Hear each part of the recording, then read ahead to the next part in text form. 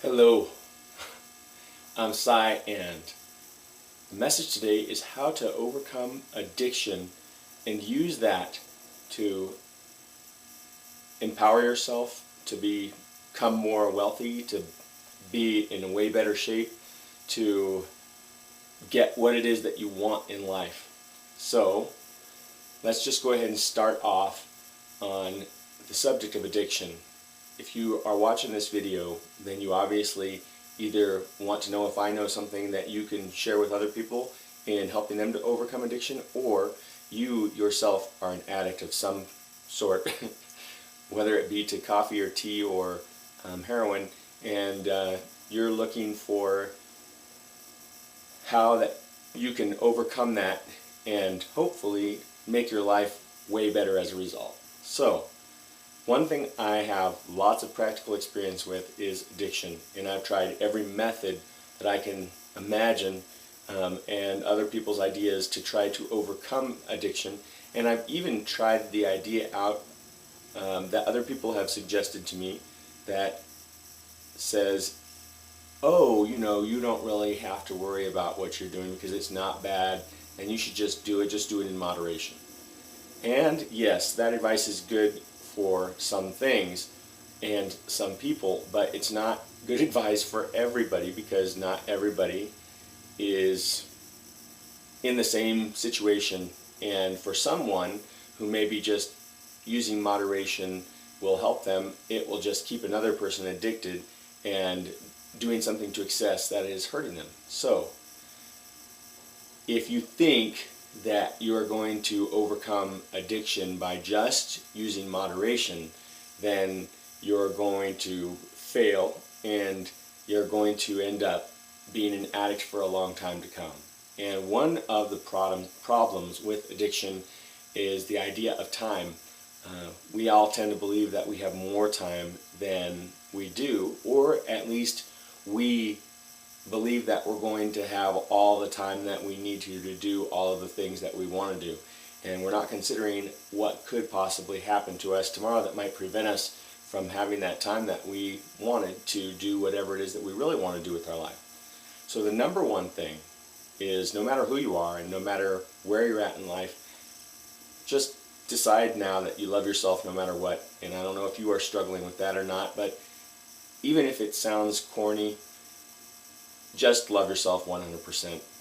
That is going to help you, and decide that you really do love yourself, that you can actually look at yourself in spite of all of your quirks and your ugliness and whatever else that you might see in yourself. You're not necessarily ugly, probably you're not ugly from some perspective at least, but you may see yourself that way, and so that's the kind of ugliness I'm really talking about. But see those things about yourself and just see you as the person you are, not as the critic, the judge that is looking at you with this very critical eye and seeing all of the flaws in you. And that's going to be your number one thing to help. But now let's get down to a very practical way of looking at things. How do you know if you're an addict? Some of you know. You might know because you use heroin and it's so addictive that you basically just, when you're going through withdrawals, you have to have the next hit. Now, I've never been a heroin addict, so I don't know what that's like, but I have been addicted to marijuana. I have been an alcohol. I don't like to use the word alcoholic, but I definitely have had I've been a problem drinker before.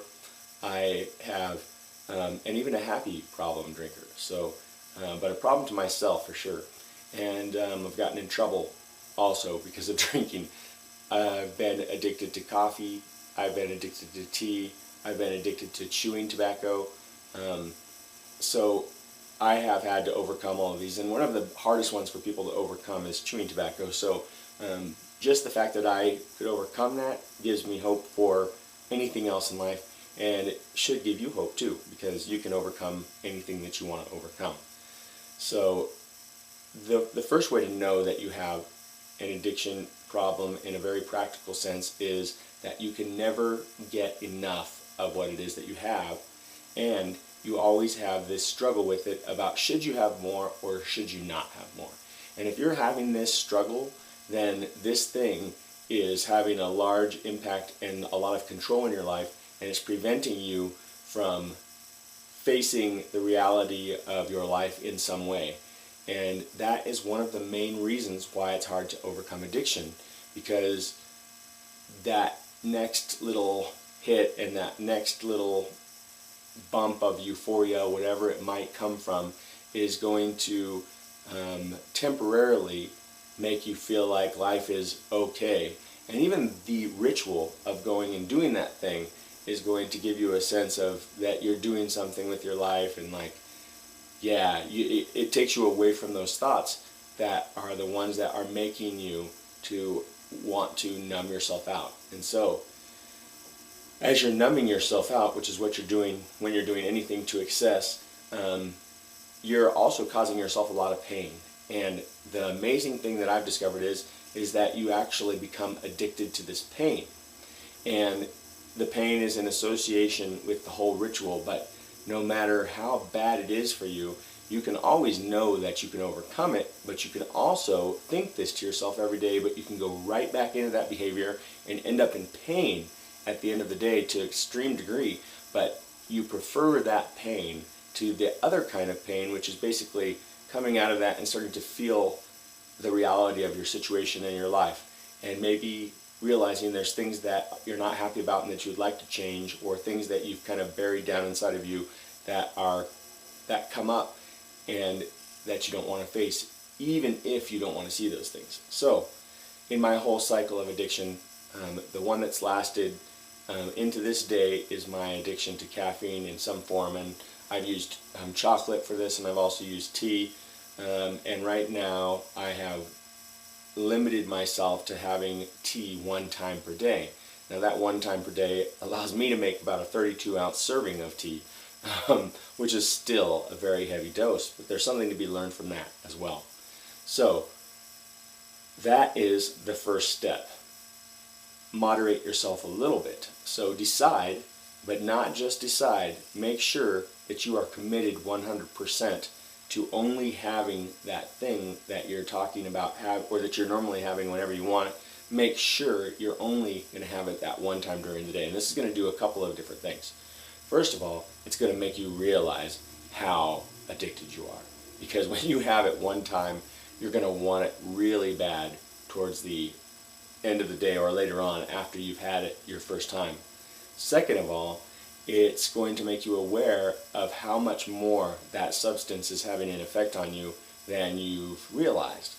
And so once you quit, you'll stop to be as numb as you were before.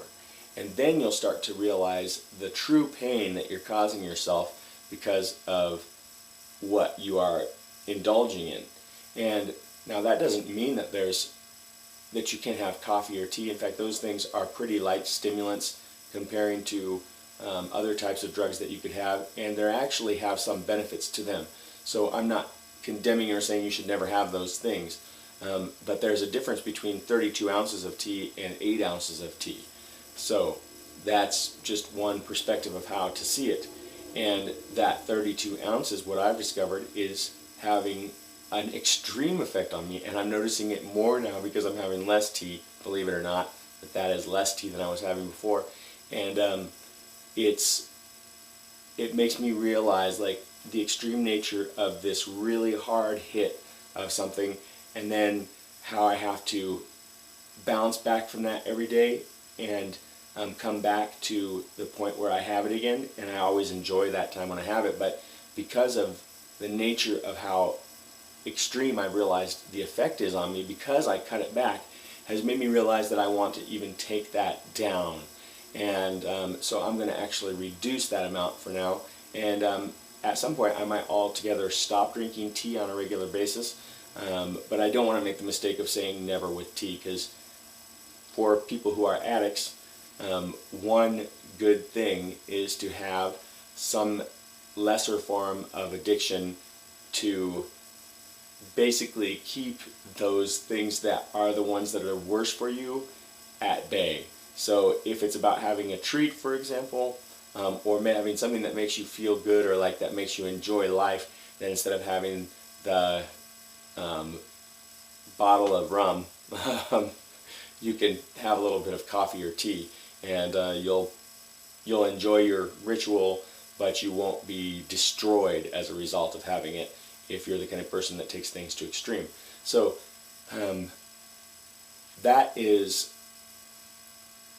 a basic kind of an overview of addiction and how you can, and one thing you can do to help yourself to overcome it.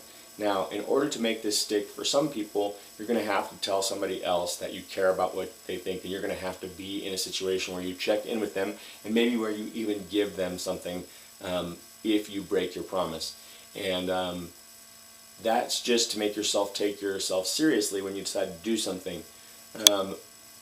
So you might say, for every time that I go outside of what I say I'm going to do, for example, if I'm not going to have heroin anymore, then maybe every time that I do it, I'm going to have to pay $1,000 to somebody, because that's a pretty big bad decision to make for yourself.